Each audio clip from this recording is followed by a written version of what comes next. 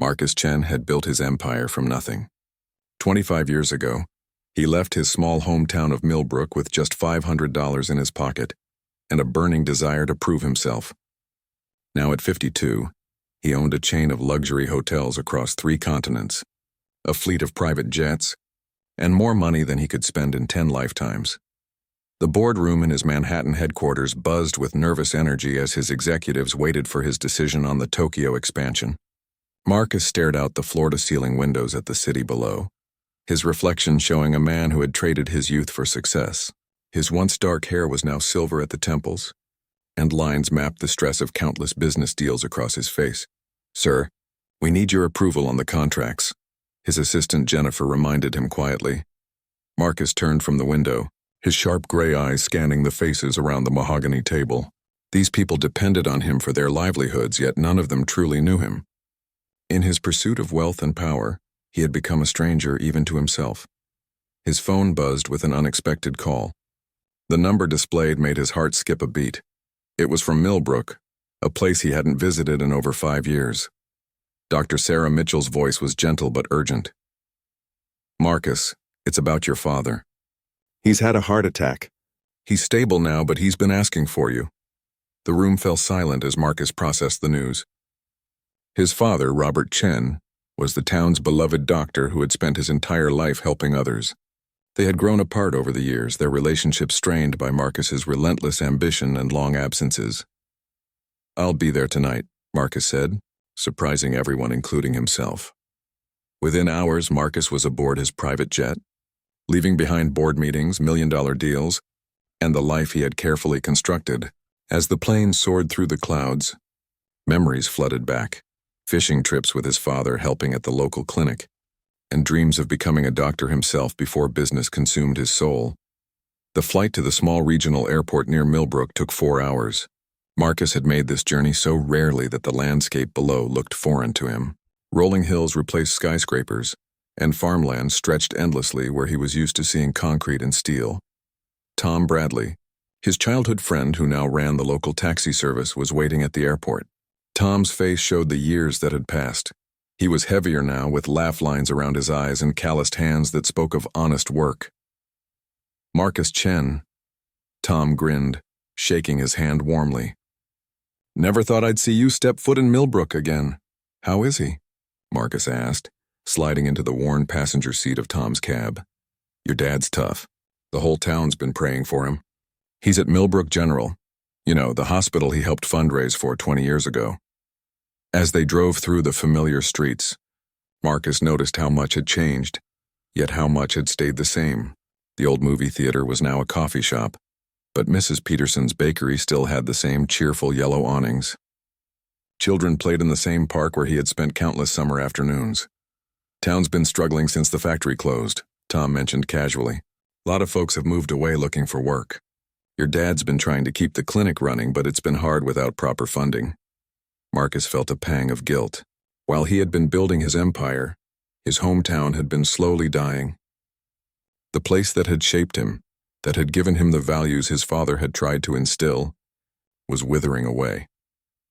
At the hospital, Marcus was struck by how small and outdated everything looked compared to the state-of-the-art medical facilities his hotels were built near. The floors were clean but worn, and the equipment looked like it belonged in a museum. Nurse Patricia Williams, who had bandaged his scraped knees as a child, led him to his father's room. She had aged gracefully, her gray hair pulled back in the same practical bun she had worn for decades. "He's been waiting for you," she said softly. "He never stopped believing you'd come back." Robert Chen lay in the narrow hospital bed, looking smaller and more fragile than Marcus remembered. At 78, his father had dedicated his life to healing others, often working for free when families couldn't afford medical care. His weathered hands, which had delivered babies and comforted the dying, rested peacefully on the white sheets. "Dad," Marcus whispered, taking his father's hand. Robert's eyes opened, and despite his weakness, they lit up with joy. "You came," he said, his voice barely audible. "Of course I came," Marcus replied, feeling tears he hadn't shed in decades threatening to fall. "I was so afraid I'd never see you again," Robert admitted. "I know we've had our differences, but I've always been proud of you. I just hoped you'd remember where you came from." Marcus squeezed his father's hand, unsure of how to respond. He had achieved everything he had ever dreamed of. But sitting in that small hospital room, he felt emptier than he had in years. "The town needs help," Robert continued. "The clinic, the hospital, the people, they're all struggling. I've done what I could, but I'm not getting any younger. Dad, rest now. We'll talk more tomorrow," Marcus said, but his mind was already racing. That night, Marcus stayed in his childhood bedroom at his father's house. The room had remained unchanged. His high school trophies still lined the shelves, and his medical school acceptance letter was still pinned to the bulletin board, a reminder of the path he had chosen not to take. As he lay in his old bed, staring at the ceiling he had stared at thousands of times as a boy, Marcus Chen realized that despite all his success, he had lost something precious along the way. His father's heart attack wasn't just a medical emergency. It was a wake-up call that would change everything. The next morning brought a harsh reality that Marcus wasn't prepared for.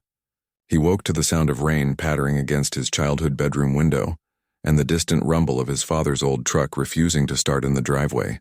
This was a far cry from his usual morning routine in his penthouse suite, where everything worked perfectly and problems were solved with a simple phone call.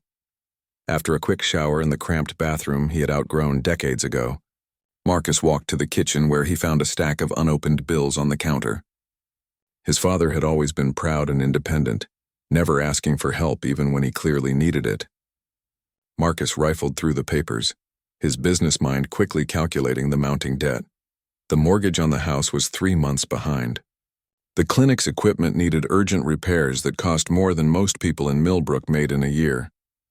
Medical supply bills were piling up, and the insurance companies were demanding upgrades to safety systems that the small-town practice simply couldn't afford. "He's been struggling for years," came a voice from behind him. Marcus turned to find Dr. Elena Rodriguez, a young woman in her early 30s wearing scrubs and a tired expression.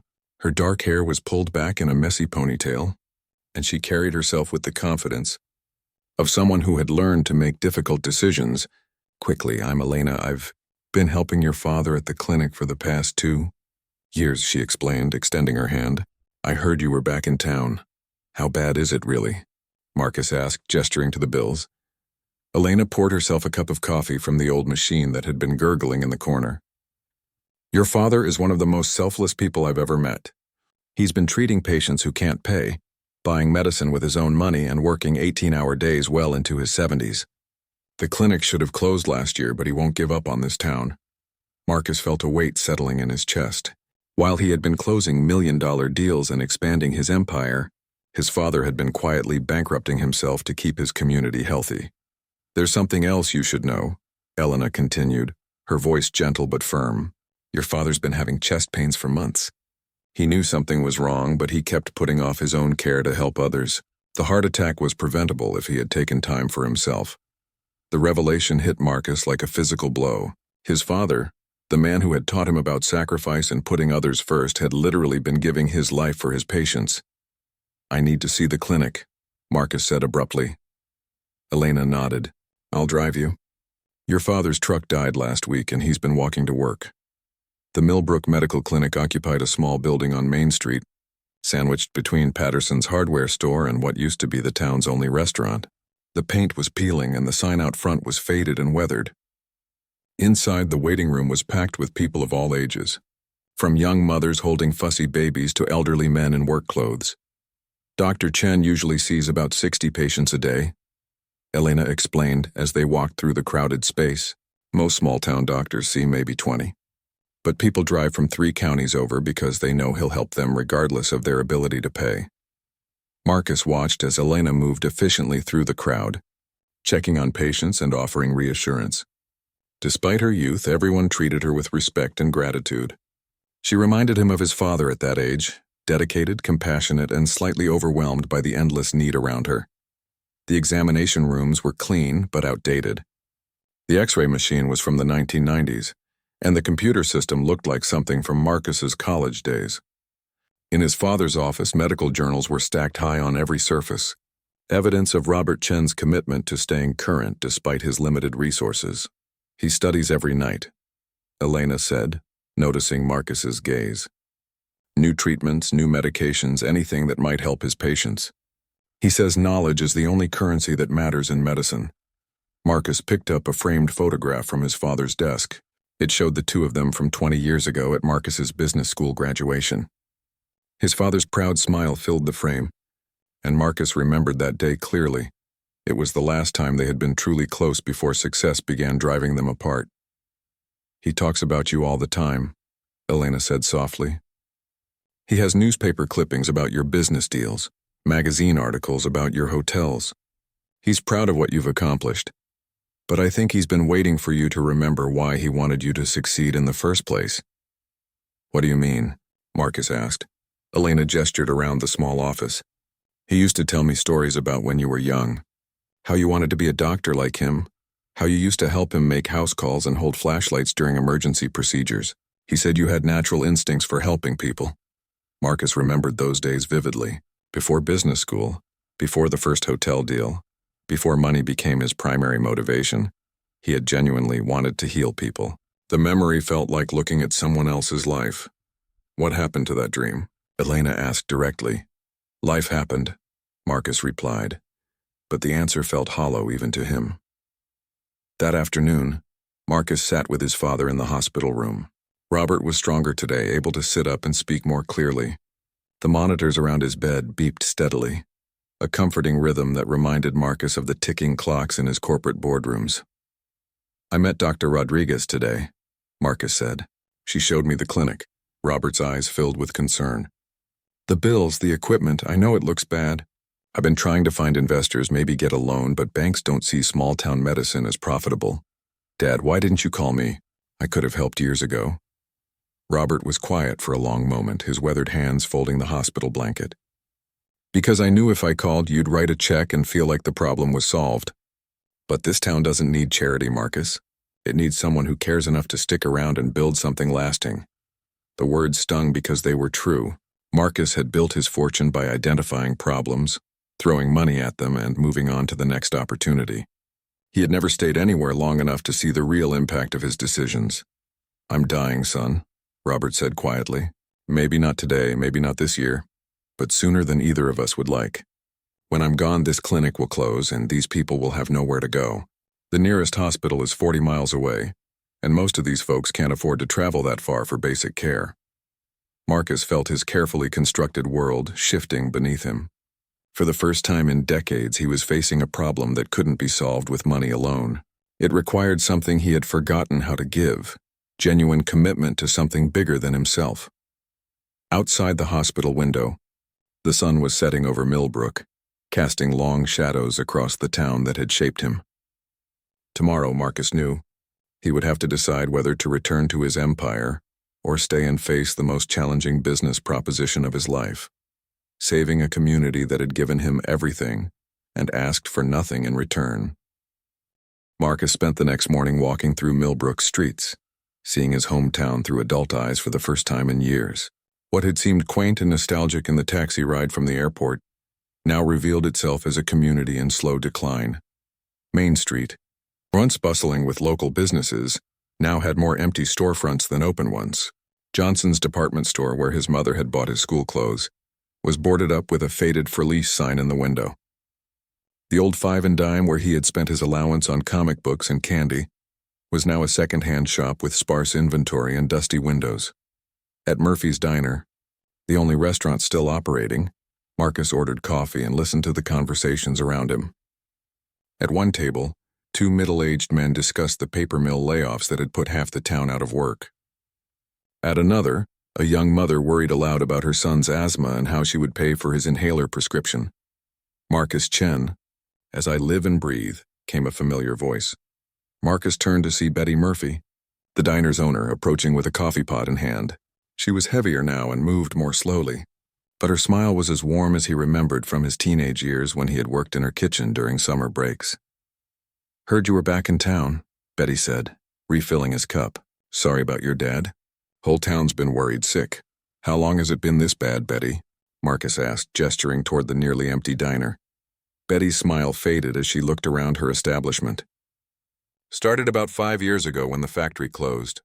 Then the paper mill downsized. Young people leave as soon as they graduate high school. Nothing to keep them here. The ones who stay are mostly older folks who can't afford to move or don't want to leave family. She sat down across from him, something she never would have done during the busy breakfast rushes of his youth. Your dad's been the glue holding this place together. When folks can't afford to drive to the city for medical care, he's here. When the pharmacy closed and people couldn't get their medications, he started keeping common prescriptions at the clinic and selling them at cost. What about the younger families? Are any of them staying? Some try, Betty said sadly. The Hendersons came back last year after college hoping to start a small business. But with no customers and no capital, they're talking about leaving again. Same story with the Martinez family. He's a teacher, she's a nurse, but the school's cutting positions and there's no work at the hospital in the next county. Marcus thought about Elena Rodriguez. What about Dr. Rodriguez? Why did she come here? Betty's expression brightened slightly. Elena's special. She could have taken a job anywhere after medical school. But she chose to come here because of your dad. Said she wanted to learn from someone who truly understood what it meant to serve a community. Been here 2 years now, working for practically nothing. After leaving the diner, Marcus drove his father's old truck to the outskirts of town, where he found a small trailer park he didn't remember from his childhood. The homes were modest but well-maintained, with small gardens and children's toys scattered in the yards. This was where many of the families who couldn't afford houses in town had ended up. At the trailer park's community center, he met Linda Washington, a woman in her 40s who had started an informal food bank and childcare service. She was organizing donated clothes when Marcus introduced himself. Dr. Chen's son, she said, recognition lighting her eyes. Your father saved my daughter's life 3 years ago. She had pneumonia, and we couldn't afford the emergency room. He came out here in the middle of the night and treated her right in our trailer. Linda showed Marcus around the community center, explaining how families were struggling to make ends meet. Many worked minimum wage jobs in the next town over, commuting 40 miles each way because they couldn't afford to live closer to their work. People here aren't looking for handouts, Linda emphasized. They want opportunities to work, to build something for their children. But when there are no jobs and no investment, hope starts to die. That afternoon, Marcus met with Mayor Patricia Sawyer in her small office above the post office. Patricia had been 3 years ahead of him in high school and had returned to Millbrook after college to raise her family. Now in her 50s, she carried the weight of leading a dying town on her shoulders. We've been trying to attract new businesses for years, Patricia explained, spreading maps and development proposals across her desk. We've got good infrastructure, a hardworking population, and low property costs. But companies see a rural town with a shrinking population and keep looking. She showed him plans for a small industrial park that had been sitting in her desk drawer for 3 years, waiting for investors who never materialized. The town had applied for federal and state grants but had been consistently passed over in favor of larger communities with more political influence. What we need is an anchor, Patricia said, something that brings jobs and attracts other businesses. Your father's clinic is one of our few success stories. People come here for medical care and end up shopping in our stores and eating at our restaurants. That evening, Marcus returned to the hospital to find Elena sitting beside his father's bed. They were reviewing patient charts together, with Elena asking questions and his father providing guidance despite his weakened condition. Refusing to rest, even in the hospital, Elena said with a fond smile when she saw Marcus. These people need their doctor, Robert said stubbornly. Heart attack or no heart attack. They still have problems that need solving.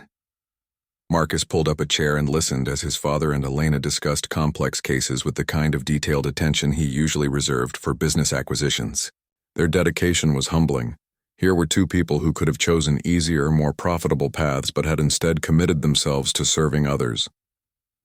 Elena, can I ask you something? Marcus said during a quiet moment. Why did you really come to Millbrook?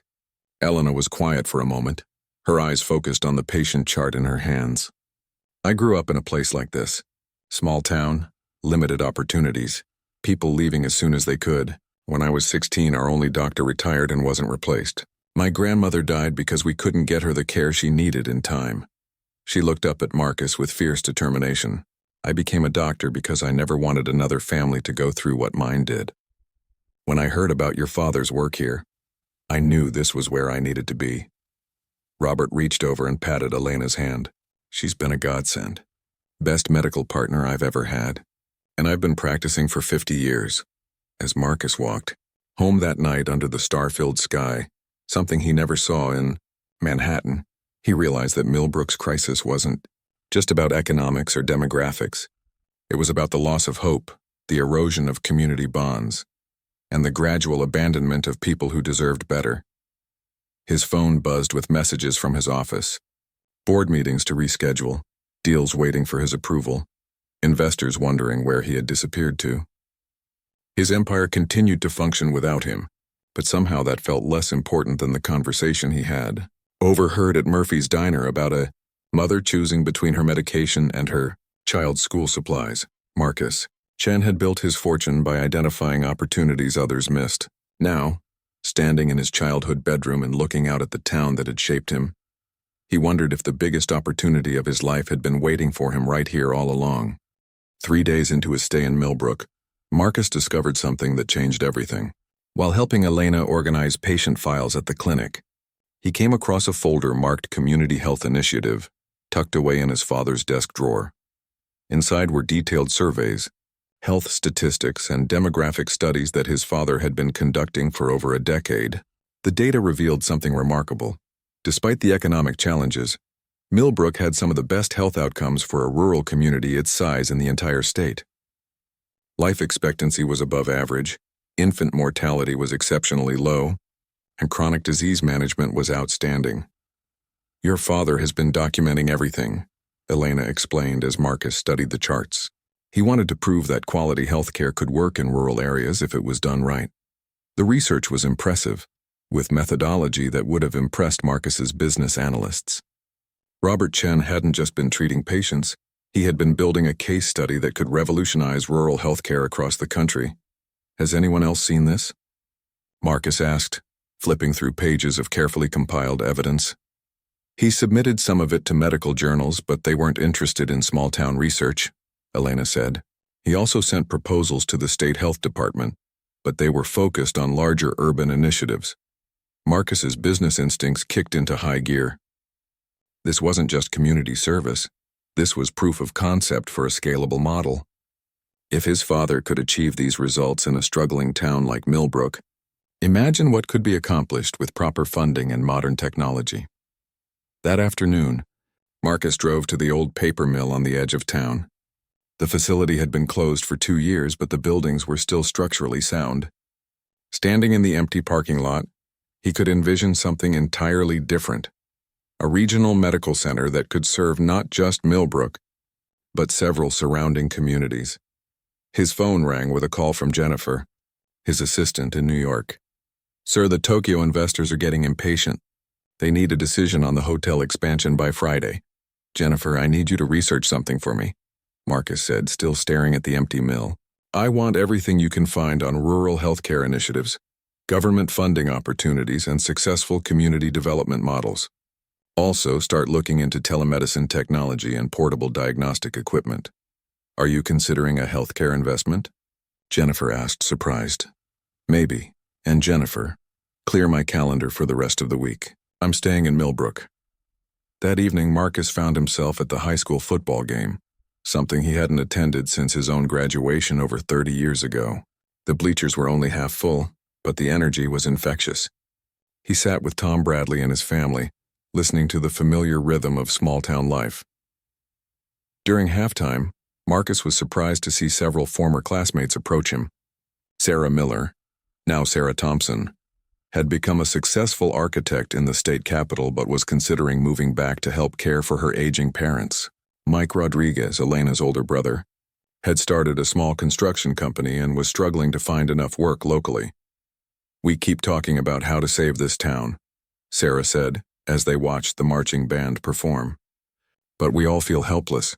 The problem seemed too big for any one person to solve." "What if they weren't?" Marcus asked. "What if there was a way to create jobs while also addressing the community's biggest needs?" The conversation that followed was electric. These weren't just nostalgic former residents. They were educated, experienced professionals who wanted to return home but needed economic opportunities. Sarah had ideas for sustainable housing development. Mike knew every contractor and craftsman in the area. Others had expertise in education, agriculture, and small business development. It's like a diaspora, Marcus realized. All this talent scattered because there was no foundation to build on. The next morning brought an unexpected visitor to the clinic. Dr. James Peterson, the state's rural health director, had driven down from the capital after receiving a call from Elena. He was a tall, serious man in his 60s who had spent his career trying to solve the exact problems Millbrook was facing.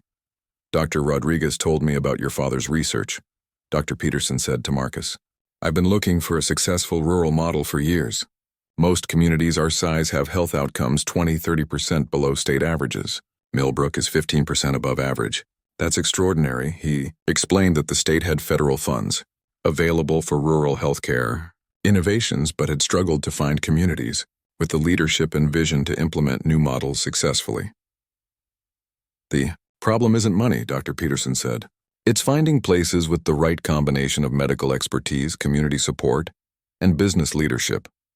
Your father provides the medical expertise, the community clearly supports him, but what's been missing is someone who understands how to scale and sustain the model. Marcus felt pieces of a puzzle clicking into place. What would it take to turn this into a regional center? Something that could serve multiple communities? Dr. Peterson's eyes lit up. With the right plan and leadership, we could access substantial federal funding. Rural health is a national priority, and successful models get replicated across the country. That afternoon, Marcus sat in his father's hospital room with a laptop and a legal pad covered with notes. Robert was strong enough to sit up and engage in detailed conversation, though he still tired easily. Dad, I need to ask you something important, Marcus began. All this research you've been doing, all these innovations you've developed, did you ever think about expanding beyond Millbrook? Robert considered the question carefully. I've thought about it, but I never wanted to abandon the people here for some grand scheme. What if the grand scheme was built around the people here? What if Millbrook became the hub instead of being left behind? Marcus outlined his emerging vision. A regional medical center that would serve several rural communities, connected by telemedicine technology and mobile health units. The center would provide not just healthcare but also medical training programs, bringing young professionals to the area. The construction and ongoing operations would create hundreds of jobs. It sounds like a dream, Robert said softly. Dreams backed by data become business plans, Marcus replied. And your data is incredibly compelling. Elena, who had been quietly listening, suddenly spoke up. There's something else you should know. I've been in contact with 6 other young doctors who want to practice rural medicine. They've been waiting for the right opportunity. If we could guarantee proper facilities and competitive salaries, they'd come. Marcus looked at Elena with new respect. She wasn't just a dedicated doctor. She was a strategic thinker who had been building networks and planning for exactly this kind of opportunity. How many communities could we realistically serve? Marcus asked. Within a 50-mile radius, there are 12 towns without adequate medical care, Elena said immediately. Combined population of about 40,000 people. Most travel hours for basic health care. Robert gripped Marcus's hand with surprising strength. Son, if you're serious about this, you need to understand something. This isn't like your other business ventures. You can't build it and walk away. Rural healthcare requires long-term commitment and personal investment. Marcus met his father's gaze steadily. Maybe it's time I learned how to stay in one place long enough to build something that really matters. Outside the hospital window, the lights of Millbrook twinkled in the gathering darkness. For the first time since returning home, Marcus felt something he hadn't experienced in years. The excitement of a challenge that couldn't be measured solely in profit margins. This was about building a legacy that would outlast quarterly earnings reports and stock prices. His phone buzzed with another message from his office, but Marcus turned it face down on the bedside table. The Tokyo deal could wait. He had found something more valuable than another hotel expansion. He had found a way to come home.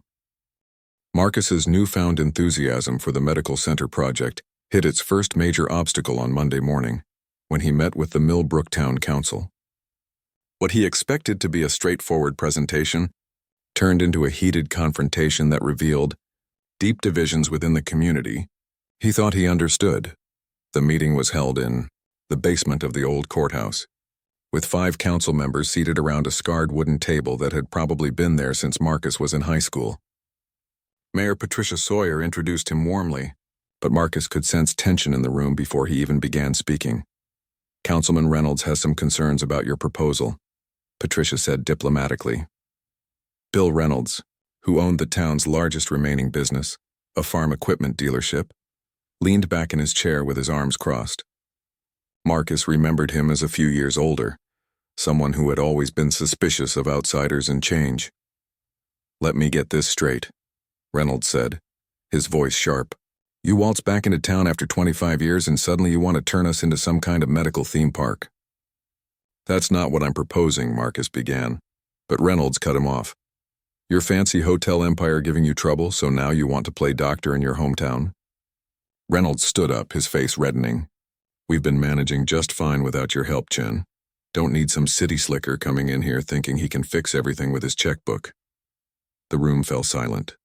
Marcus felt his temper rising but forced himself to remain calm. He had dealt with hostile boardrooms before, but this felt more personal. "Bill, what exactly are you afraid of?" Marcus asked quietly. "I'm afraid of promises that don't get kept," Reynolds shot back. "I'm afraid of big plans that fall apart when the money gets tight. And I'm afraid of losing what little community we have left to some corporate medical machine." Councilwoman Martha Stevens, a retired teacher, spoke up tentatively. "Bill, maybe we should listen to what Marcus has to say.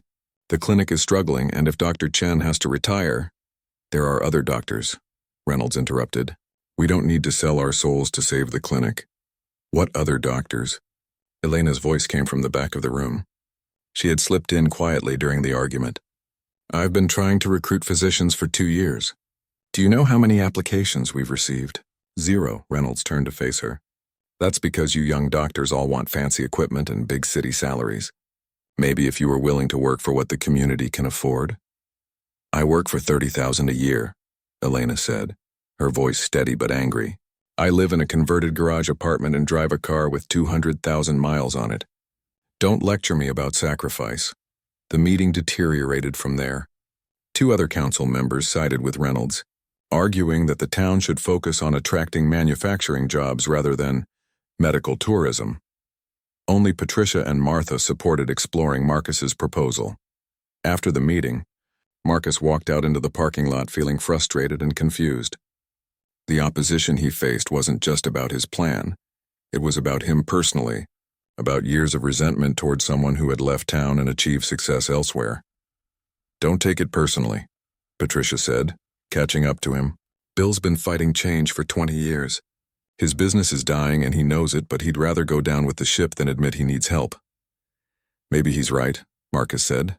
"Maybe I am just some outsider trying to impose my vision on a place I don't really understand anymore."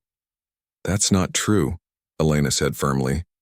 She had followed them out of the courthouse. "You've been back for a week and you already understand this community's challenges better than people who have lived here their whole lives. That meeting wasn't about your plan, it was about fear." The next day brought more bad news. Marcus received a call from Dr. Peterson, the state health director, informing him that their funding application would face additional scrutiny because of community concerns that had been reported to the state capitol. "Someone called my office claiming that your project doesn't have local support," Dr. Peterson explained. "I have to investigate any complaints before I can recommend funding approval." Marcus knew immediately who had made that call. Reynolds had connections throughout the county and wasn't afraid to use them to protect what he saw as his territory. That afternoon, Marcus decided to visit some of the businesses on Main Street to gauge actual community sentiment. At Patterson's hardware store, owner Dave Patterson was cautiously supportive but worried about the disruption that construction would bring. "People are scared of change," Dave admitted as he restocked shelves. "They see what happened to Riverside when that big box store moved in. Killed half the downtown businesses overnight. They're afraid your medical center will do the same thing." "How would better health care hurt local businesses?" Marcus asked, genuinely puzzled. "It's not the health care they're worried about," Dave explained. "It's everything that comes with it. Chain restaurants, big parking lots, traffic. They're afraid Millbrook will lose its character and become just another strip mall." Marcus realized he had been so focused on the medical benefits that he hadn't considered the community's deeper fears about losing their identity. He spent the rest of the day visiting more businesses, listening to concerns and beginning to understand the complex emotions his proposal had stirred up. At the second-hand shop, elderly Mrs. Chen, no relation despite the name, worried that increased property values would force long-time residents out of their homes. At the barber shop, Ray Collins expressed concern that outside workers would take jobs away from locals. Each conversation revealed another layer of anxiety about change. That evening, Marcus sat with his father in the hospital room, feeling discouraged. "I thought I was offering them hope," Marcus said. "Instead, I'm creating division in the community you've spent your life serving." Robert was quiet for a long moment, his weathered hands folded on the hospital blanket. "Son, let me tell you something I learned in 50 years of practicing medicine. Sometimes the cure creates its own problems before it solves the original disease. Maybe I should just write a check to keep the clinic running and go back to New York," Marcus said. "Is that what you really want?" Robert asked. Marcus considered the question honestly. A week ago, he would have said yes without hesitation, but now, having seen the potential for something meaningful, walking away felt like the coward's choice. "No," he admitted, "but I don't want to destroy what you've built here either." The next morning brought an unexpected ally. Tom Bradley appeared at the hospital carrying a folder thick with papers.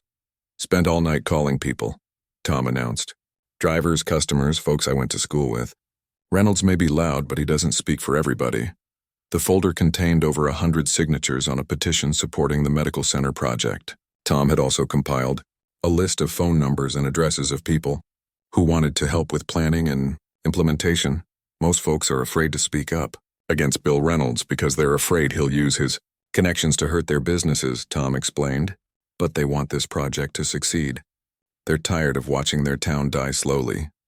Elena arrived with her own folder of supporters, patients from the clinic who had signed letters endorsing the expansion, along with contact information for the young doctors she had been recruiting. "There's something else," Elena said. "I called Dr. Peterson yesterday and told him about the opposition.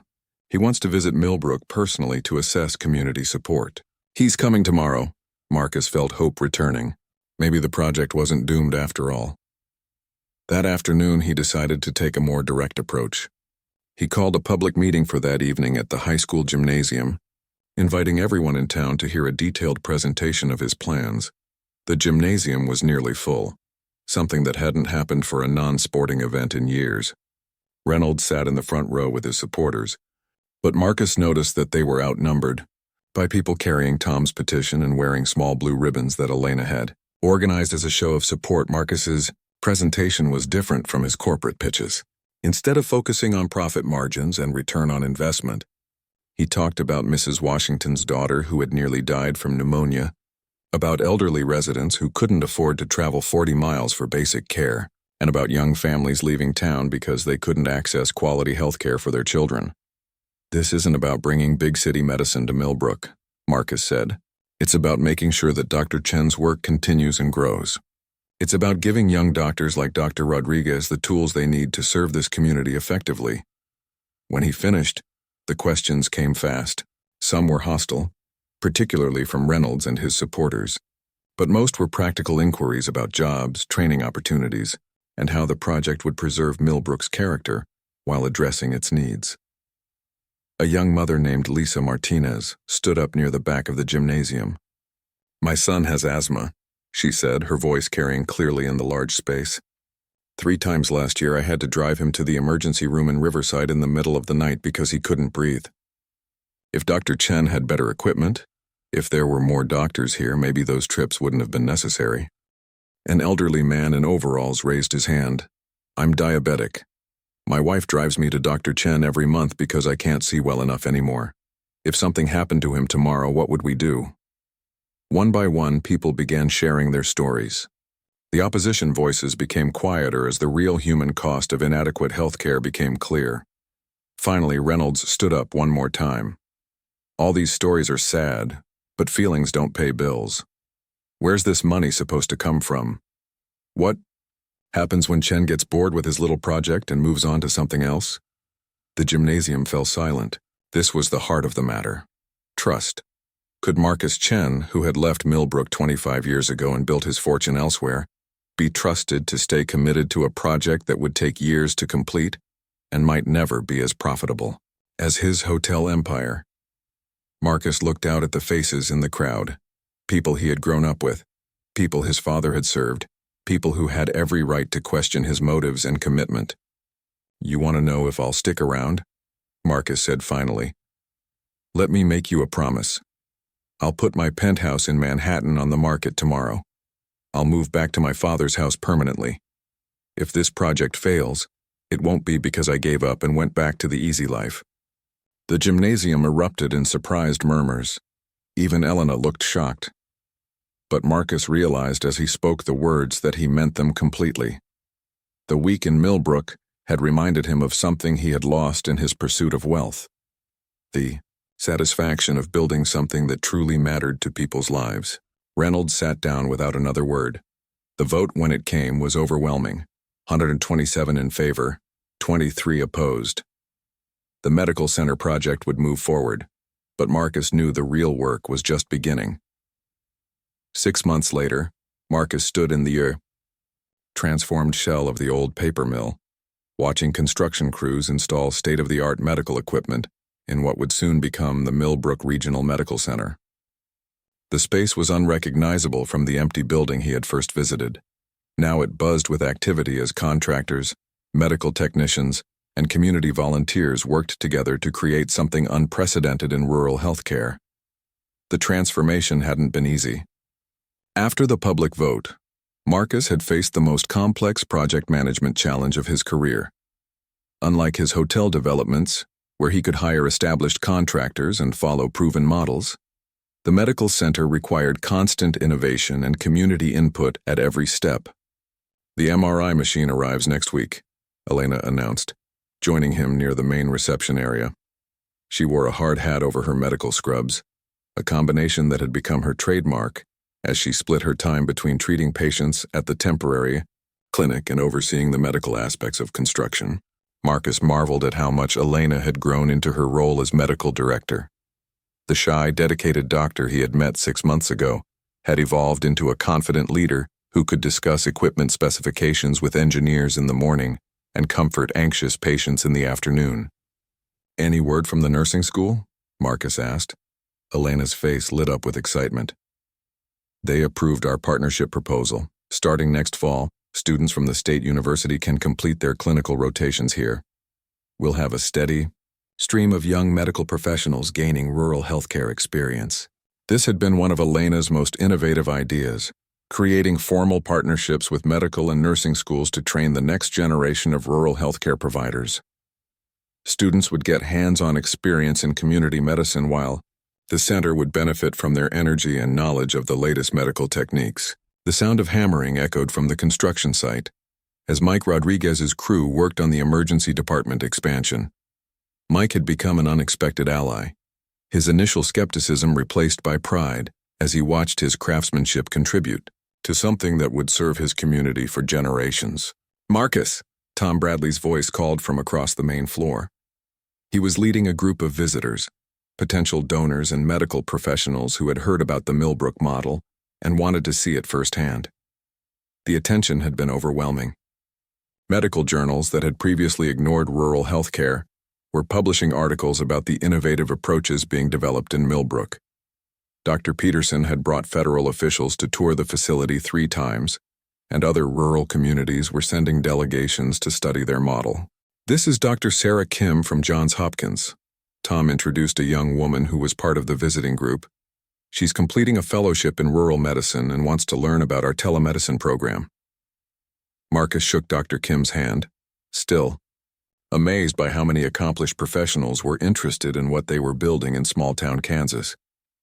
The telemedicine program had become their signature innovation, connecting Millbrook's primary care providers with specialists in major medical centers, allowing patients to receive expert consultation without traveling hundreds of miles. "I understand you're also developing mobile clinics," Dr. Kim said. "That's exactly what we need in Appalachia." The mobile units had been Elena's idea, inspired by her memories of her grandfather who had been a traveling doctor in rural Mexico. 2 specially equipped RVs now made regular rounds to the smallest communities in the region, bringing basic medical care directly to people who had never had regular access to health care. As the tour group moved on, Marcus walked to his father's office, a spacious room overlooking the main patient area where Robert Chen would continue seeing patients once he was fully recovered from his heart surgery. Robert had surprised everyone with his resilience. At 78, he had approached his recovery with the same determination he brought to everything else, walking daily, following his diet religiously, and constantly reading medical journals to stay current with developments in cardiac care. "The rehab center called," Robert said, looking up from a stack of patient charts. "They want to expand their partnership with us. Seems our post-cardiac care program is getting noticed." Marcus sat down across from his father, still adjusting to their new relationship. Working together daily had healed wounds that years of occasional phone calls and brief visits had left unaddressed. They had learned to respect each other's expertise, Robert's deep understanding of patient care and community needs, Marcus's skills in organization and strategic thinking. "There's something we need to discuss," Robert continued, his tone becoming more serious. "The board of directors position." Marcus had been dreading this conversation.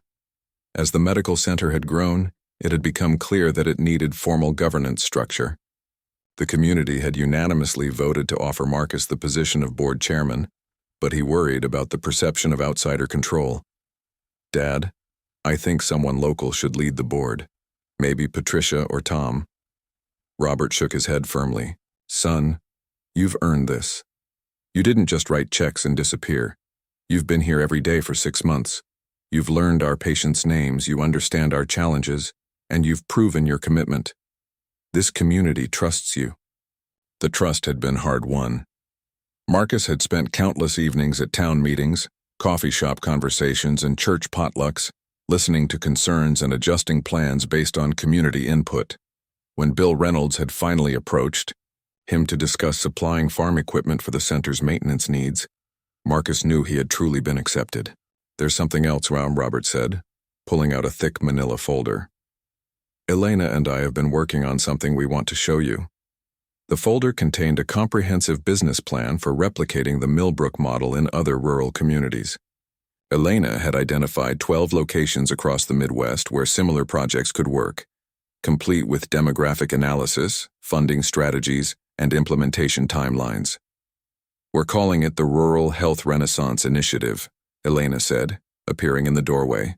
"The idea is to create a network of connected rural medical centers, sharing resources and expertise while maintaining local community control." Marcus studied the proposal, his business mind immediately recognizing its potential. This wasn't just about saving one small town. It was about developing a sustainable model that could transform rural healthcare across America. "The federal government is very interested," Elena continued. "Dr. Peterson thinks we could get major funding if we can demonstrate success here and in 2 or 3 other locations." "What would that mean for Millbrook?" Marcus asked.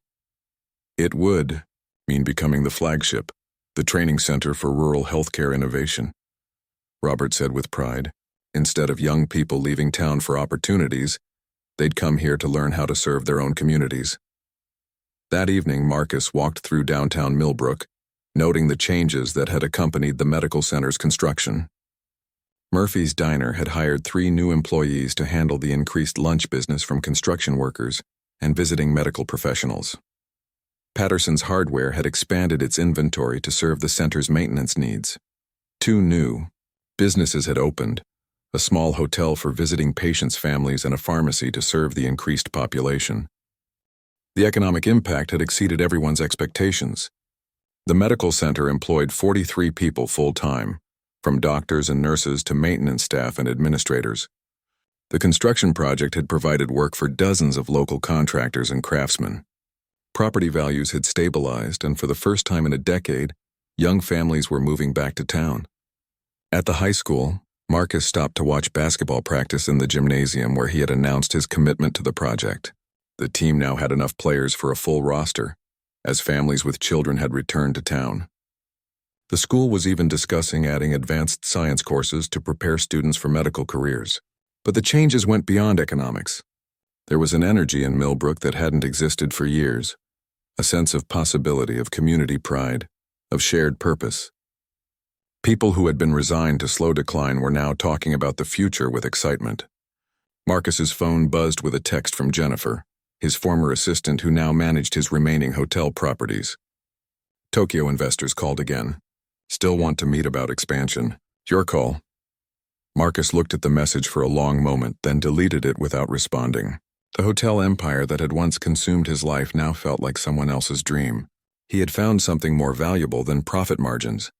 He had found a way to build a legacy that would outlast quarterly reports and stock prices. Tomorrow, the first patients would be treated in the new emergency department. Next month, the surgery center would open. By year's end, the Millbrook Regional Medical Center would be serving over 50,000 people across a 5-county area. But tonight, Marcus Chen was content to walk through the quiet streets of his hometown, knowing that he had finally found his way back to the values his father had tried to teach him decades ago.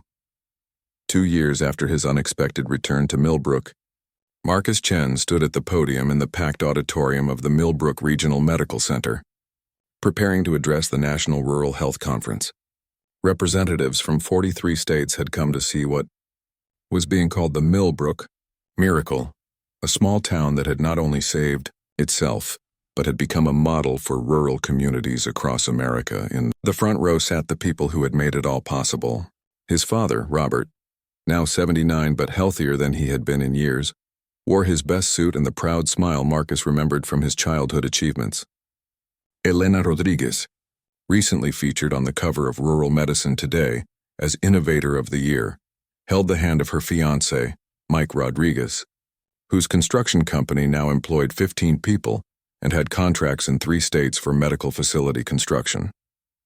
Tom Bradley, now the official community liaison for the Rural Health Renaissance Initiative, sat with his wife and teenage daughter, who had just been accepted to medical school with a scholarship from the center's education fund. Mayor Patricia Sawyer beamed from her seat next to Dr. Peterson, who had been promoted to National Director of Rural Health Innovation, based largely on his work with the Millbrook model. Even Bill Reynolds was there, his initial opposition long forgotten. His farm equipment business had tripled in size, serving the medical center and the 12 other rural health facilities that had been built using the Millbrook template. He had grudgingly admitted to Marcus the month before that the medical center had been the best thing to happen to this county in 50 years. 3 years ago, Millbrook was a dying town, Marcus began, his voice carrying easily through the auditorium's sound system. Today, it's home to one of the most innovative rural health networks in the country, serving over 200,000 people across 15 counties in 4 states. The numbers were impressive, but Marcus knew they only told part of the story. The real measure of success was in the faces of the patients being treated, the families who no longer had to choose between medical care and financial security, and the young professionals who were choosing rural medicine as a career path instead of fleeing to urban centers. But this isn't really a story about healthcare, Marcus continued. It's a story about what happens when a community decides to fight for its future instead of accepting decline as inevitable. In the audience, he spotted Dr. Sarah Kim, who had left her fellowship at Johns Hopkins to become the medical director of the new center in rural Kentucky. Beside her sat Dr. James Mitchell, Elena's former medical school roommate who now ran the facility in rural Oregon. The Millbrook model had attracted some of the brightest young minds in medicine, proving that rural practice could be both personally fulfilling and professionally challenging.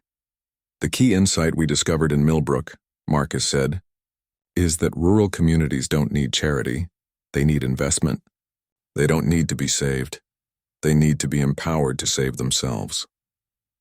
After his speech, Marcus was surrounded by conference attendees eager to learn more about implementation strategies, funding sources, and community engagement techniques. A delegation from rural Alabama wanted to discuss adapting the model for areas with different demographic challenges. Representatives from Native American communities saw applications for reservation health care. International observers from Canada and Australia were exploring how the Millbrook approach might work in their remote regions. But Marcus's attention was drawn to a young man in his 20s who waited patiently at the edge of the crowd. When the other conversations had ended, the man approached with nervous energy.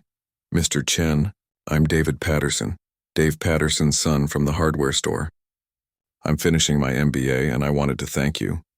Marcus remembered young David, who had been working part-time at his father's store when Marcus first returned to Millbrook. Now he was a confident young professional with business plans of his own. Thank you for what? Marcus asked. For showing me that coming home doesn't mean giving up on ambition, David said. I'm moving back to Millbrook next month to start a medical equipment supply company. The opportunity you created here made that possible. This was perhaps the most satisfying outcome of all. Young people choosing to return to their hometowns because they saw opportunity rather than limitation. The medical center had sparked a broader economic renaissance that was attracting new businesses, creating jobs and reversing decades of population decline. That evening, Marcus found himself back where his journey had begun, sitting in his father's hospital room, though this time Robert was there for a routine checkup rather than a life-threatening emergency. I've been thinking about retirement, Robert said suddenly. Marcus looked up from the patient satisfaction surveys he had been reviewing. Dad, you're healthier now than you were 5 years ago. Why would you retire? Robert smiled, the same gentle expression Marcus remembered from his childhood. Because I want to spend more time doing the things I love. Fishing with my grandsons, reading medical journals for pleasure instead of necessity, and watching what you and Elena build without worrying about keeping the lights on. The mention of grandsons made Marcus smile. His brother James had moved back from Seattle with his family, taking a position as the center's chief financial officer. Marcus's nephews, ages 8 and 10, were already talking about becoming doctors like their grandfather and Uncle Marcus. Though Marcus had gently corrected them that he wasn't a doctor, just someone who helped doctors do their work better. There's something I need to tell you, Marcus said, setting aside the surveys. Jennifer called today. The hotel chain wants to buy out my remaining properties. They're offering enough to fund 5 more rural health centers without needing federal grants. Robert studied his son's face carefully. And you're thinking about taking the offer? I've already accepted, Marcus said. I'm liquidating everything and putting it all into the Rural Health Renaissance Initiative. This is my life's work now, Dad. These communities, this model we've built. It's more important than anything I ever did in business. Robert Chen reached over and grasped his son's hand, his eyes filling with tears of pride and gratitude. Your mother would be so proud, he said softly. You found your way back to who you were meant to be. Later that night, Marcus walked through the quiet corridors of the medical center, checking on the night shift and reviewing the next day's schedule. In the emergency department, Dr. Martinez, one of Elena's recruits, was treating a farmer who had been injured in an accident. The man would receive the same quality of care he would get in any major hospital, but he wouldn't have to travel 200 miles or mortgage his farm to pay for it. In the pediatric ward, a young mother sat beside her sleeping daughter, who had been successfully treated for a severe asthma attack. 2 years ago, that same child would have faced a dangerous ambulance ride to a distant hospital, if the family could have afforded the transport at all.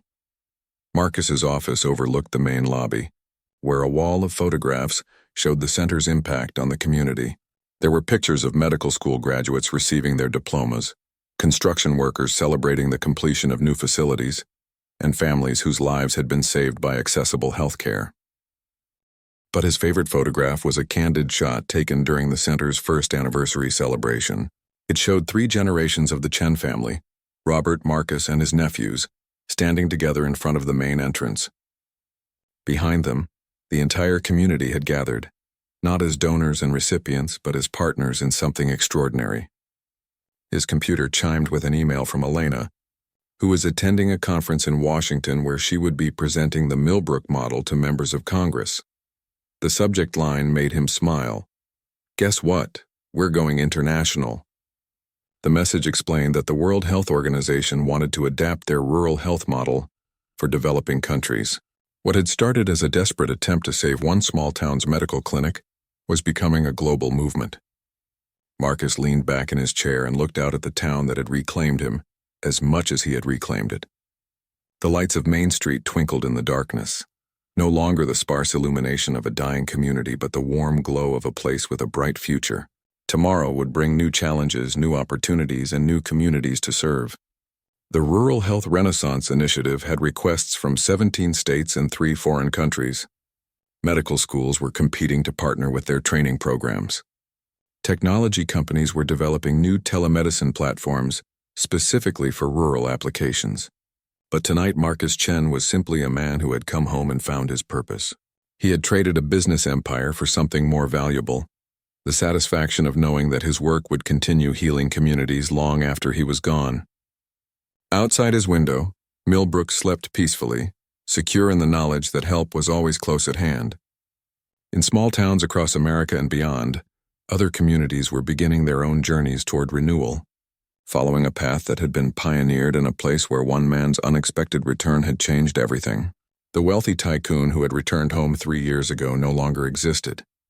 In his place stood Marcus Chen, rural health advocate, community builder, and living proof that it's never too late to remember what truly matters. He had finally learned the lesson his father had been trying to teach him all along, that the greatest success comes not from what you accumulate for yourself, but from what you build for others.